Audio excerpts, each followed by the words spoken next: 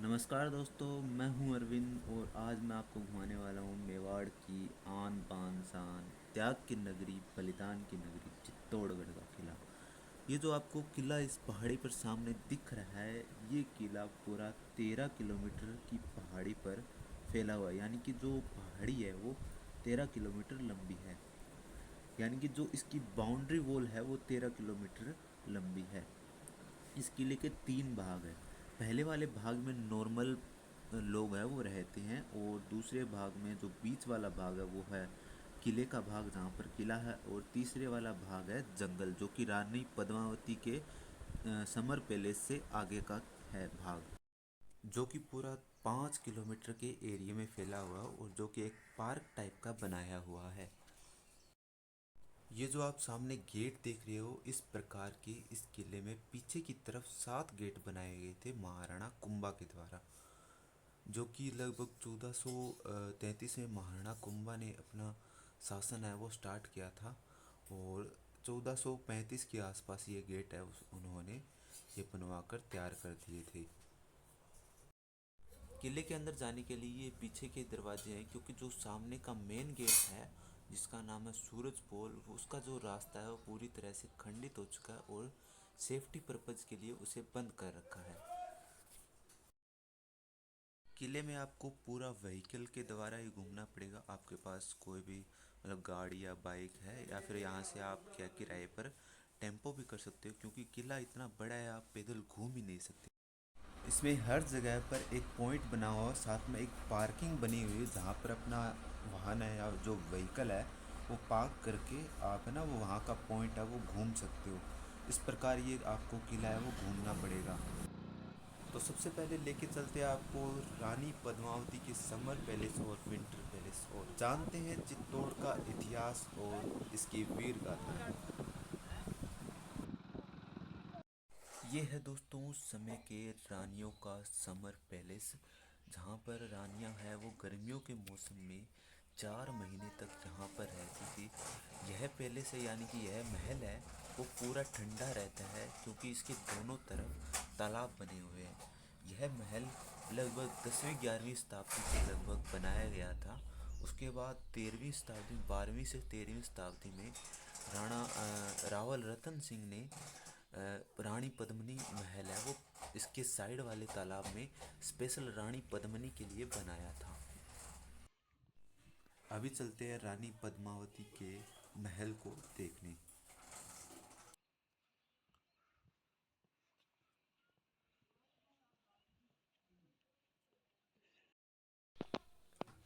ये जो दोस्तों आप सामने एक पार्क देख रहे हैं, इसी पार्क यानी कि पहले यहाँ पे पार्क नहीं था, ये तो बाद में बनाया गया। यहाँ पे अलाउद्दीन खिलजी बैठा था, और उसी छतरी में पूरे में शीशे लगे हुए थे उस टाइम। और उधर है वो क्या है कि पद्मावती का पैलेस था, और वहाँ पे पद्मावती को सीढ़ियों पर बिठाया गया। जब उसका प्रतिबिंब इस छतरी पर लगे शीशों पर पड़ा, वहाँ से वो प्रतिबिंब है वो पर्दे पर गिरा, जहाँ से अलाउद्दीन खिलजी ने पद्मावती को देखा। अभी मैं आपको दिखाता हूँ पद्मावती का समर पैलेस, जो कि इस किले के साइड वाले जो उस तरफ तालाब है उसके बीच में बना हुआ है। और ये जो तालाब है वो बारिश में क्या है कि पूरा भर जाता है, और विंटर में क्या है कि पानी ऐसे ही भरा रहता है, और गर्मियों में वो पूरे किले को ठंडक देने का काम करता है।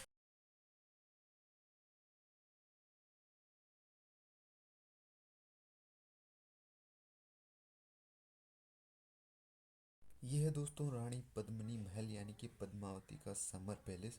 और जो ये सामने आप सीढ़ियाँ देख रहे हो, यहीं पर है वो रानी पद्मावती को बिठाया गया था, और उसका वो प्रतिबिंब है वो शीशे पर गिरा, और जिसे अलाउद्दीन खिलजी ने उसे देखा।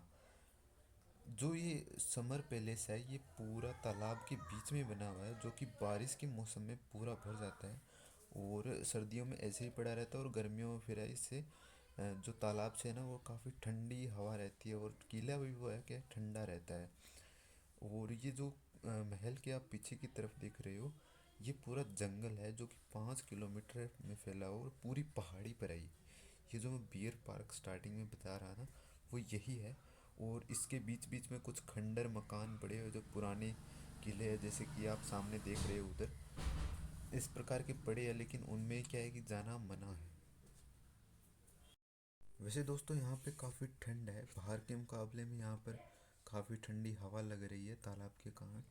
और गर्मी है वो बिल्कुल कम लग रही है। तो ये चीज़ उस समय की बहुत अच्छी थी, क्योंकि उस समय कूलर पंखा ये तो होते नहीं थे। तो तब रानी महारानी राजा है वो इसी प्रकार से वो रहते थे। और ये जो आप देख रहे हैं ये पता नहीं क्या बने हुए हैं, कमरे से बने हुए हैं। शायद एक बंदा यहाँ पे मेरे को बता रहा था ये उस समय के बाथरूम है, नहाने के या फिर मतलब कपड़े वगैरह धोने के। तो हो सकते हैं उसी समय के होंगे ये बाथरूम वगैरह। और बाकी आगे आगे भी आपको दिखाता हूँ।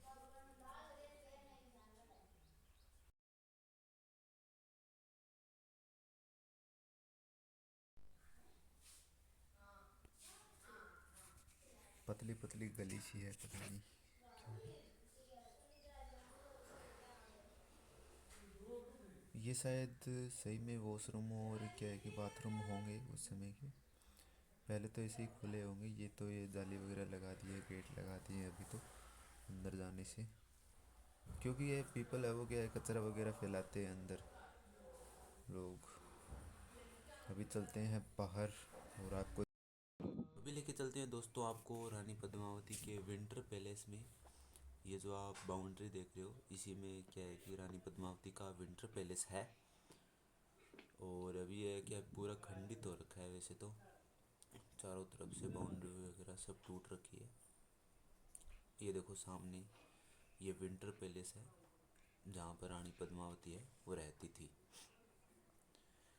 और सामने ये तालाब है। ऐसे तालाब है वो पूरे किले में 81 तालाब है जो पानी से भरे रहते हैं। यानी कि पूरी पहाड़ी पर 81 तालाब है। और ये ऐसे कमरे से बने हुए साइड साइड में, जो कि शायद दासियों के होंगे उस समय। इसके अंदर जाने का मैं देख रहा हूँ, ट्राई कर रहा हूँ। ये शायद अंदर मंदिर है। हाँ ये मंदिर है शायद। हाँ हाँ ये मंदिर है। यहीं से देख लो, अंदर जाने का मेरा मन नहीं है। ये है दोस्तों कुंभा महल, जो कि महाराणा कुंभा ने बनवाया था। लेकिन कहते हैं कि इसकी नींव है वो बप्पा राव ने 8वीं शताब्दी में रख दी थी। और इसका निर्माण है वो उसके बाद के राजा है वो धीरे धीरे थोड़ा थोड़ा करता रहे। लेकिन इसका नाम महाराणा कुंभा पैलेस कैसे पड़ा? क्योंकि इसका सबसे ज़्यादा विकास है वो जीर्णोद्धार जो करवाया था वो महाराणा कुंभा ने ही करवाया था। यानी कि जो चित्तौड़ का विकास है, चित्तौड़ में जितने भी मंदिर है, जितने भी पैलेस है वो महाराणा कुंभा ने बनवाया था।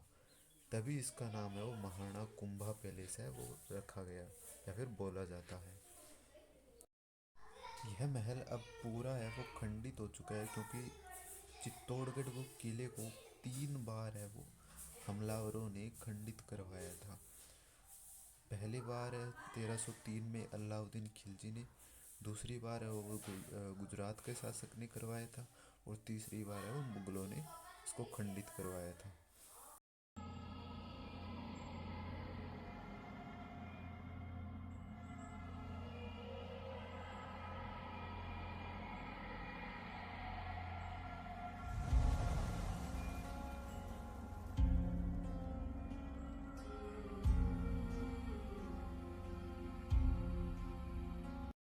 ये है दोस्तों किले का जैन मंदिर, जो कि लगभग 11वीं 12वीं शताब्दी में बनवाए गए थे। और इसकी देखो कलाकृति है वो मेरे को बहुत ज़बरदस्त लगी। और एक बात है कि जब अलाउद्दीन खिलजी ने इस पे हमला किया था किले पर, तब क्या है कि वो इस किले में मौजूद हर मंदिर को वो तबाह कर दिया था। यानी कि पूरे को खंडित करवा दिया। किले में ऐसे ऐसे मंदिर भी है जो कि पूरे ऊपर से नीचे तक पूरे खंडित कर रखे हैं। और मतलब उसने एक भी मूर्ति, मतलब जो भी मतलब बनी हुई थी ना मंदिर पर, जो भी कलाकृति की हुई थी उसमें किसी के पैर नहीं है, किसी में सर नहीं है, मतलब उसने पूरे मंदिरों को खंडित करवाया था। लेकिन उसके बाद महाराणा कुंभा ने काफ़ी मंदिरों को क्या है कि वापस रिस्टोर किया और वापस है वो काम किया। लेकिन फिर भी है मुग़लों ने क्या है कि वापस से इनको खंडित करवा दिया। लेकिन मुग़लों ने ज़्यादा खंडित नहीं करवाया, तभी इतने हैं वो ठीक ठाक पड़े हुए हैं अभी।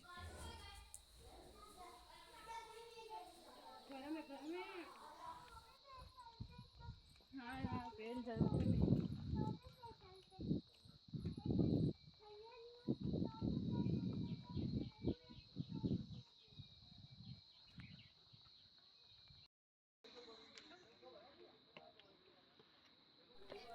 यह है दोस्तों मीराबाई का मंदिर, जहाँ पर मीराबाई है वो पूरे पूरे दिन बैठ के भक्ति किया करती थी श्री कृष्ण की।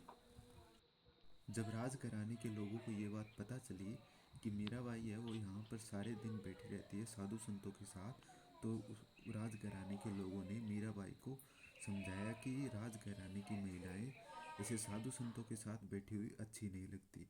तब भी मीराबाई नहीं मानी, और तभी राजघराने के लोगों में गुस्से में आकर उसे 2 बार मारने का प्रयास किया, जिसमें एक बार उसे जहर दिया गया, दूसरी बार उसे सांप दिया गया फूलों की टोकरी में।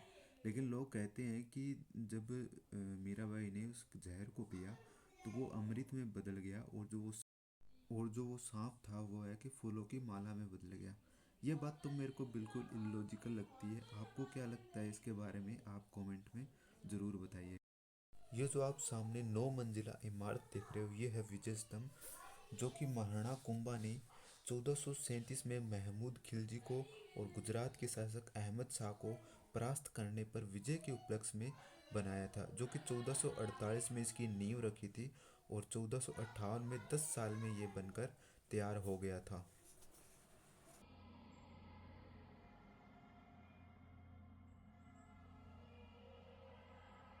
ये जो आप सामने देख रहे हो दोस्तों, ये है जौहर कुंड, जो कि एएसआई ने बंद करवा कर यहाँ पे गार्डन बनवा दिया। और जो ये साइड में आप देख रहे हो, ये है सती मंदिर, जहाँ पर रानियाँ हैं वो पूजा करके जौहर कुंड में कूद के सती हो जाया करती थी। ये जो आप बीच में हवन कुंड बना हुआ देख रहे हो, यहाँ पर मेवाड़ के राजा है वो मार्च के महीने में जब जौहर मेला लगता है तब यहाँ पे आके पूजा करते हैं मेवाड़ के राजा, जो कि अरविंद सिंह मेवाड़ और महेंद्र सिंह मेवाड़ है, जो कि उदयपुर के सिटी पैलेस में अभी रहते हैं। और जो ये सती मंदिर है ये पूरा खंडित हो चुका है, ऊपर से पूरा टूट रखा है। इसके जो टुकड़े हैं वो सामने गिरे हुए हैं। ये जो सती मंदिर है मुगलों की तोप के गोलों से है वो टूटा था।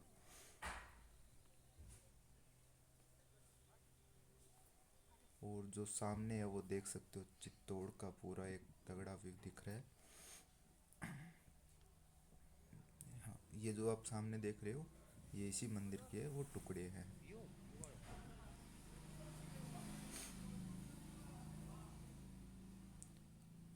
ये देखो, मतलब लगभग किला है वो खंडित है, बुरी अवस्था में है। यहाँ ये टुकड़े हैं वो उसी मंदिर के हैं, जो दिख रहे हैं ये उसी मंदिर के टुकड़े हैं, सती मंदिर के टुकड़े।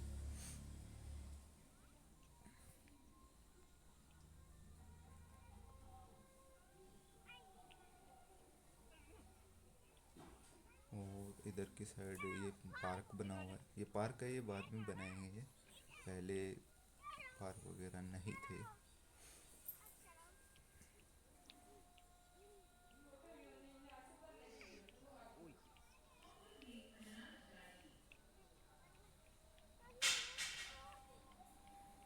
और ये देख सकते हो आप जौहर कुंड, मतलब ये पूरा एक बहुत बड़ा कुंड हुआ करता था, इसमें आग जला करती थी। आप बाकी इसमें पढ़ सकते हो रोक के वीडियो को। वैसे दोस्तों गर्मी तो बहुत थी, मेरी हालत बुरी हो रखी थी, ऊपर से मैंने काली शर्ट पहन रखी थी, क्या ही कर सकते हैं। वैसे जो पत्थर है वो इतने गर्म हो रखे थे, इतने गर्म, हो पैर रखना मुश्किल हो रहा था, सही बताऊँ तो। गलती से हाथ लग जाए ना तो इतने गंदे हाथ जल रहे थे, क्या ही बताऊँ।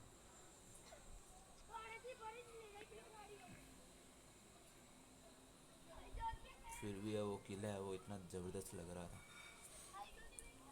ये मैं यहाँ पे दिखा रहा था कि किस तरह वो मंदिर है वो मुगलों के तोप के गोलों से वो खंडित हो रखे हैं।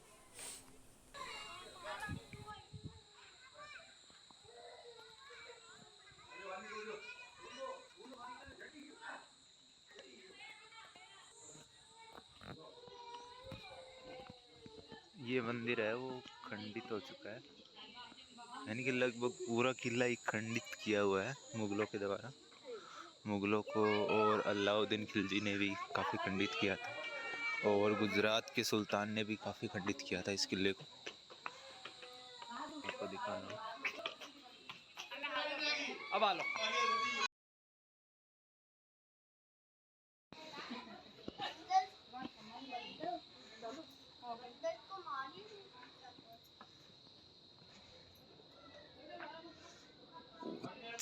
ये देख लो सामने चित्तौड़, पूरा चित्तौड़ आप यहाँ से देख सकते हो। काफ़ी बड़ी पहाड़ी है ये। ऐसे ये है गोमुख कुंड। कहते हैं कि यहाँ पे बारिश का पानी इकट्ठा था और रानियाँ है वो इसको नहाने के लिए यूज़ करती थी। और आप सामने देख सकते हो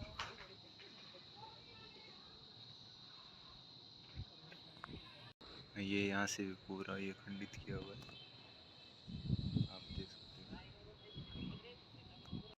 अभी दोस्तों आपको लेके चलते हैं किले के मेन गेट पर, जो कि है सूरज पोल, जहाँ से है वो अलाउद्दीन खिलजी ने 13वीं शताब्दी में हमला किया था। ये दोस्तों सूरज पोल जहाँ से अलाउद्दीन खिलजी ने हमला किया था। वीडियो की क्वालिटी थोड़ी ख़राब हो गई है, माफ़ी चाहूँगा। ये जो आप सामने पहाड़ी देख रहे हो ये अरावली पर्वतमाला का हिस्सा है।